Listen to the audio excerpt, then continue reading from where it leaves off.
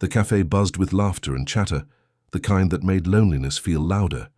She stood at the edge of the crowd holding a tray of coffee cups, her heart heavy with the sting of exclusion.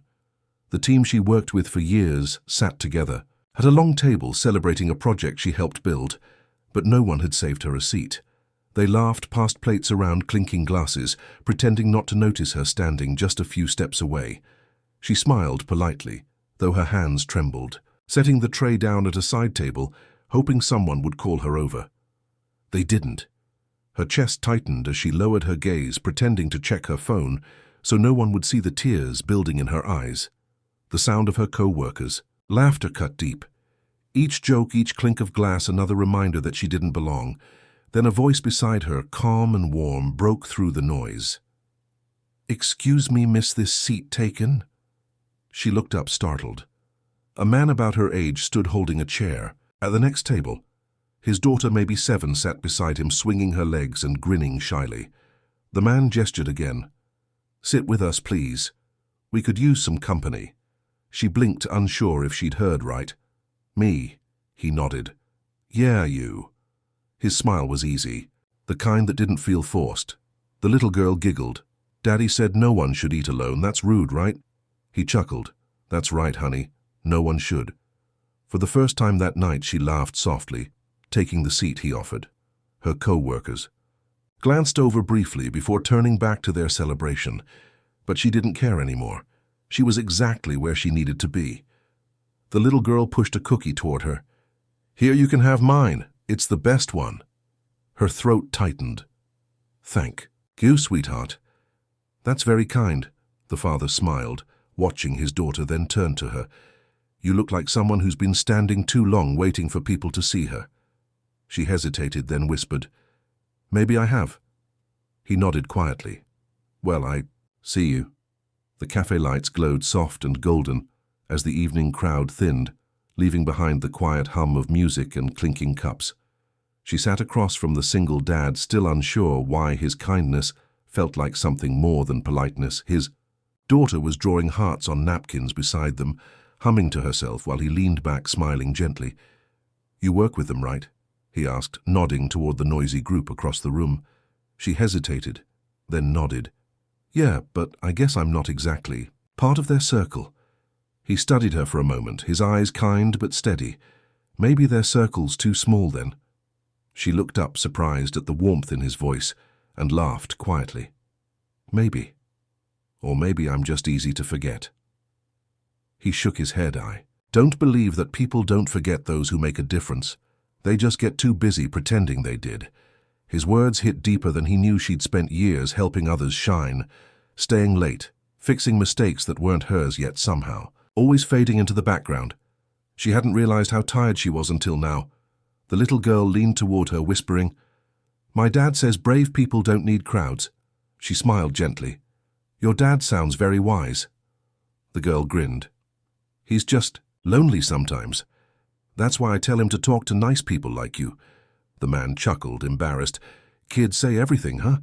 She laughed softly. "I like that kind of honesty." He glanced at her again, and for a moment, the noise from the other table vanished, leaving only the soft rhythm of their quiet understanding. As the evening stretched on, she told him about her job, her dreams, the ideas she never shared because no one ever listened. He listened, really listened, his eyes never leaving hers. And by the time the lights dimmed, she realized she hadn't looked at her phone once. When the waitress came to clear the table, the little girl slipped her a napkin folded in half. Inside were clumsy crayon letters that read, "You belong here, her." Heart-clenched tears burning behind her eyes. She looked at the father and whispered, "Thank you for pulling out that chair." He smiled. "You don't have to wait for permission to sit anymore." The next morning, sunlight spilled through her window painting, soft streaks across her desk. She sat there with her coffee, staring at the napkin the little girl had given her. "You belong here." The words looked messy, uneven, childlike, yet somehow they felt like the truest thing she'd read in years. She folded it carefully and slipped it into her purse before leaving for work. When she walked into the office, the laughter from yesterday still echoed in her mind.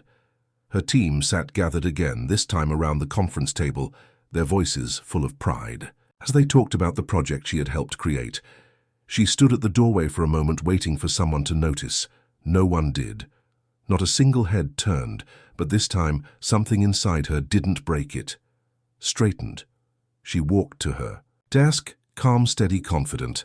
She opened her laptop and began typing her report, her voice quiet but firm when she finally spoke during the meeting. "I think we can improve this plan if we actually look at what went wrong in testing."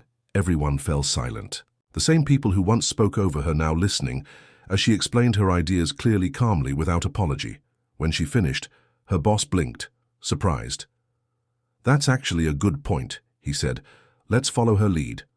The room nodded in agreement. She smiled faintly, not out of pride but relief. She had finally taken her seat, and this time no one could pull the chair away. Later that day, she stopped by the cafe again, the sound of clinking cups welcoming her like a heartbeat. The little girl spotted her first, waving excitedly. "Daddy," she came back. The single dad looked up, his grin soft and familiar. "Told you she would." She sat down across from them this time without hesitation and said quietly, "I took your advice." His brows lifted. "Oh yeah," she nodded. "You were right, I stopped waiting to be invited, I just sat down." He laughed quietly. "That's how real places at the table are made." The girl handed her another napkin, this one with a smiley face and crooked letters that read, "Proud of you." Weeks passed and something in her life began to bloom again. The same office that once made her feel invisible now felt different, not because they had changed, but because she had. Her voice carried weight, her ideas shaped meetings, and the quiet confidence she'd found that night at the cafe never left her. Every morning she carried the napkin in her bag, folded carefully like a reminder of where her courage began. "You belong here." She'd look at it before big presentations, before meetings where doubt whispered too loudly, and each time she'd remember the stranger's voice, steady and kind. "You don't have to wait for permission to sit anymore." One evening she returned to the cafe, the golden light spilling through the windows. The little girl waved from their usual corner table, grinning wide. "You came back again," she smiled. "Of course I did, it's my favorite table." The single dad looked up, setting aside his coffee. "That makes two of us." They talked about simple things, dreams, routines. How the little girl wanted to be an artist, and how her dad worked extra shifts just to buy her paint. He asked about her job, and she told him how everything had changed since that night. He listened, his expression proud but quiet. The kind of pride that didn't need words as they talked. Laughter filled the air, easy and unforced. For the first time in a long time, she didn't feel like she was on the outside looking in. She was part of something real, something kind. When she stood to leave, the little girl tugged her sleeve and whispered, "Will you come back again?" She knelt, smiling warmly. "Always, sweetheart, always." She turned to the man who had unknowingly rewritten her story and said softly, "You didn't just offer me a seat that night, you gave me back my voice." He smiled, the same quiet smile that started it all. "I just pulled out a chair. You did the rest." She walked out into the cool evening air, her heart light, her steps sure, knowing she would never again wait to be seen, because she finally saw herself. If this story moved you, share it, so others never forget that one selfless act can rewrite a destiny in ways no one sees coming.